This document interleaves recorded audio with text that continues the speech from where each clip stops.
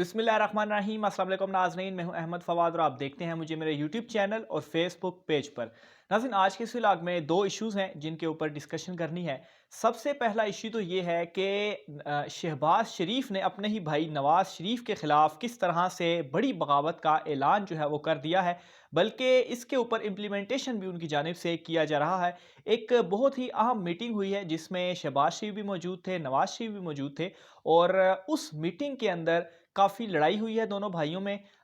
नवाज़ शरीफ की जानिब से काफ़ी जो है वो नाराज़गी का भी इज़हार किया गया, काफ़ी डांट डपट भी की गई शहबाज शरीफ से और कुछ सवालात भी उनसे पूछे गए।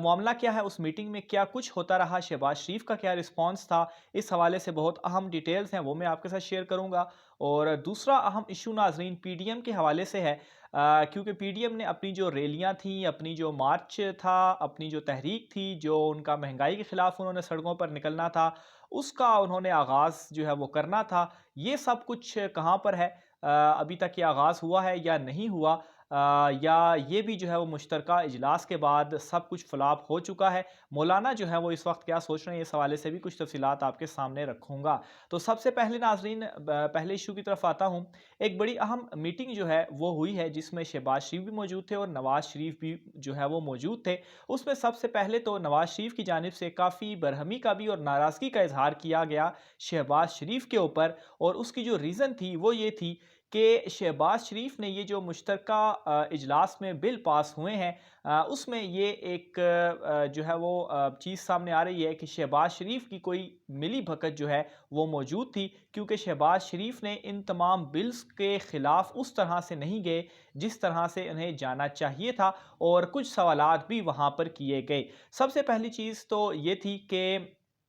वो जो मुश्तरका इजलास था, उस इजलास से वॉकआउट जो है वो क्यों किया गया? क्योंकि नवाज़ शरीफ का ये कहना था उस इजलास में, जो हमें सोर्सेज़ बता रहे हैं, शहबाज शरीफ से ख़ास तौर पर उन्होंने ये कहा कि जो शुरू के 3 बिल थे, जब पूरी जो अपोज़िशन थी, मुत्तहिदा अपोज़िशन थी, वो पार्लियामेंट में मौजूद थी और उनकी मौजूदगी में जो शुरू के 3 बिल्स थे, वो पार्लियामेंट में उसको काफ़ी टाइम लगा, तकरीबन घंटा, डेढ़ घंटा उसको लगा। लेकिन उसके बाद जो मज़ीद 30 बिल थे, उसमें इतना ज़्यादा वक़्त नहीं लगा जितना सिर्फ़ उन 3 बिल्स को अपोज़िशन की मौजूदगी में जो है वो वक़्त लगा, और अपोज़िशन जब वॉकआउट उसने किया, तो उसके बाद बाकी जो बिल थे वो पास हुए। अब यहाँ पर सवाल ये उठाया गया कि आखिर आपको क्या ज़रूरत थी शहबाज शरीफ को कि वो वहाँ से वॉकआउट कर गए? अगर वो वहाँ से वॉकआउट ना करते, जैसा कि एक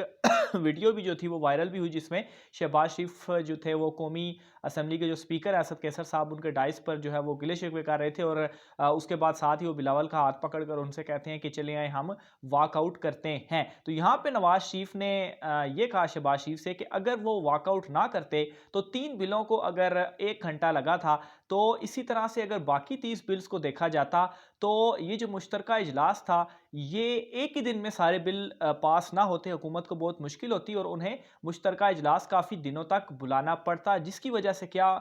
एक जो है वो चीज़ हो सकती थी जो कि अपोजिशन के हक में जा सकती थी कि शायद किसी दिन, या अगर उन्हें 2-3 दिन मिल जाते, तो वो मज़ीद कोशिशें करके जो नंबर गेम थी वो हुकूमत की कम कर सकती थी। तो यहाँ पर एक शक का इजहार भी किया गया कि शहबाज शरीफ ने मिली भगत की, इस वजह से ये बिल पास हुए, क्योंकि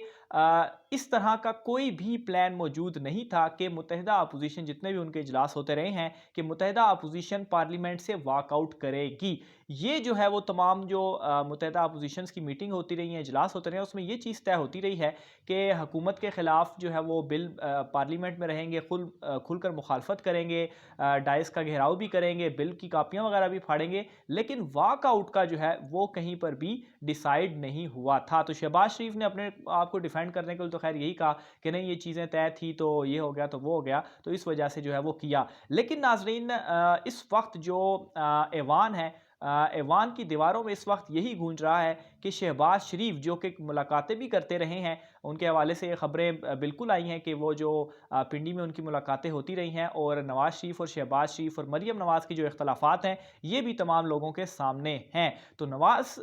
शहबाज शरीफ के हवाले से इस वक्त ये जो है वो गूंज रहा है कि ये उन्होंने खुद अपने भाई को नाकाम बनाने के लिए जो है वो किया है, और वैसे भी नवाज़ शरीफ जो हैं उनका जो बयानिया है वो बिल्कुल उनसे मुख्तलिफ है, मुखालफत में है उनकी। मरीम नवाज़ भी उन्हें आउट करना चाह रहे हैं। तो इस वक्त चल ये रहा है कि वो अपने भाई को नाकाम बनाकर उनको साइडलाइन करना चाह रहे हैं ताकि पार्टी डायरेक्ट उनके पास आए। उनकी अपनी जो है वो ये फिर पार्टी होगी, नवाज शरीफ जो होंगे वो आउट हो जाएंगे। और जो एक सिलसिला दो ख़ानदानों में, एक ही ख़ानदान है लेकिन एक ख़ानदान में अब दो ख़ानदान बन चुके हैं, क्योंकि नवाज शरीफ ये चाहते हैं उनकी साहबजादी मरीम नवाज़ और फिर उसके आगे ख़ानदानी सिलसिला ये चले, और शहबाज शरीफ ये चाहते हैं कि उनके बेटे हमजा शहबाज और फिर उनसे आगे ये ख़ानदानी सिलसिला चले और पार्टी चले और वो इसी तरह से राज करते रहें पाकिस्तान पर। तो इस वजह से ये चीज़ जो है वो उनकी जानिब से की गई और अपने ही भाई को उन्होंने नाकाम किया और ये बड़ी नाकामी थी। और उनकी चूँकि राब्ते भी हैं, तो ऑब्वियसली वो जो आइंदा इंतखाबात होंगे उन इंतखाबात में कुछ ना कुछ ज़रूर इस तरह से करेंगे कि वो ख़ुद जो है वो आना चाहते हैं, अपने भाई को जो है वो टेक ओवर करना चाहते हैं। तो ये नाज़रीन इस वक्त वो चल रहा है और उस अहम मीटिंग में ये जो चीज़ें थी जो मैंने आपको बताई किस तरह से बरहमी का इजहार हुआ, ये जो है उस मीटिंग में बहुत ही अहम था हुआ। और इसकी नाज़रीन वीडियोस भी मौजूद हैं, जैसे मैंने आपको पहले भी बताया उनके वॉकआउट करने की भी। और एक और अहम चीज़ नाज़रीन के जब मुत्तहिदा अपोजिशन ने पहले वॉकआउट किया और वॉकआउट करने के बाद जब दोबारा अपोजिशन आई, तो उस वक्त ये याद रखें कि शहबाज शरीफ जो थे वो अपने चैम्बर में मौजूद थे, लेकिन बिलावल भुट्टो वगैरह जो थे वो ऐवान में आए। और उस वक्त आपको याद भी अगर हो कि इमरान खान साहब ने तकरीर करनी थी और जब अपोजिशन वापस आई तो उस वक्त इमरान खान साहब ने अपनी तकरीर जो थी वो भी नहीं की, क्योंकि शोर शराबा काफ़ी ज़्यादा हो रहा था। लेकिन उस वक्त भी शहबाज शरीफ अपने चैम्बर में बैठे रहे, वो जो थे वो पार्लिमान में नहीं आए। तो ये तमाम इशारे जो हैं वो इसी तरफ जा रहे हैं कि उनकी मिली भगत जो है वो बिल्कुल थी। बहरहाल दूसरी साइड पर जो इमरान खान साहब की अपनी बातें हैं, जो मैं कुछ अपने पिछले व्लॉग्स में भी करता रहा हूँ कि उनकी अपनी नंबर गेम थी, उन्होंने पूरे की, वो चीज़ अलहदा है। लेकिन इस वक्त मजीद जो नवाज लीग के अंदर चल रहा है, सिर्फ वो जो डिटेल्स हैं वो मैं आपके सामने रख रहा हूँ। और इसके अलावा जो दूसरी अहम खबर है नाज़रीन पीडीएम के हवाले से, तो पीडीएम जो कि बहुत ज़्यादा उछल कूद कर रही थी, उनका आज एक जलसी हुई है और उस जलसी में नाज़रीन तकरीबन 200-300 लोग भी, आप अगर कहें ज़्यादा हैं तो बिल्कुल वो ज़्यादा होंगे, 200-300 लोग भी उस जलसी के अंदर मौजूद नहीं थे। और याद रखें कि ये पीडीएम की जलसी थी और पीडीएम में कोई 11 जमातें मेरे ख्याल से जो है वो मौजूद है। लेकिन चले 3 बड़ी जमातों, 2 बड़ी जमातों की बात कर लें, मौलाना साहब की बात कर लें और नवाज लीग की बात कर लें, तो ये दोनों जमातें मिलकर भी पीडीएम का जो जलसा हुआ उसमें जो इनका नारा क्या था महंगाई के खिलाफ, हुकूमत के खिलाफ, तो 200-300 लोग भी ये निकालने में कामयाब नहीं हुए। तो ये इस वक्त इनका बयानिया है कि लोग इनके साथ भी, अवाम भी ग्राउंड लेवल पर मौजूद नहीं है, क्योंकि अवाम का भी इस वक्त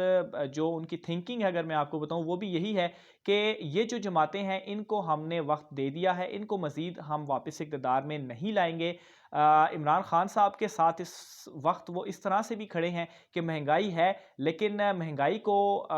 एक प्रॉब्लम तो है, लेकिन ये है कि वापस उन्हीं ख़ानदानों को लाना भी जो है वो कहीं की भी अक्लमंदी नहीं है। बहरहाल पीडीएम की इस वक्त ये हालत है, कोई जलसा, कोई तहरीक, कोई महंगाई के ख़िलाफ़ जो मार्च था, कुछ भी उनका उनकी साइड पर होता हुआ नहीं दिखाई दे रहा। और 200-300 लोग नाज़रीन ये तो अपने ही कारकुनान भी होते हैं, बल्कि इससे ज़्यादा ही कारकुनान होते हैं जो आपके साथ जो है वो चलते ही रहते हैं, जिनको आप वैसे ही साथ लेकर आते हैं। तो आप देख लें कि पीडीएम खैर पहले भी नाकाम थी, बाद में जुड़ती भी रही, लेकिन फिर भी नाकाम और अभी भी जो है वो नाकाम है। बहरहाल इस हवाले से मज़ीद जो भी तफ़सीलात होती हैं वो भी आप नाज़रीन की खिदमत में रखते रहेंगे। आज के व्लॉग से मुझे इजाज़त दीजिए। अल्लाह हाफ़िज़।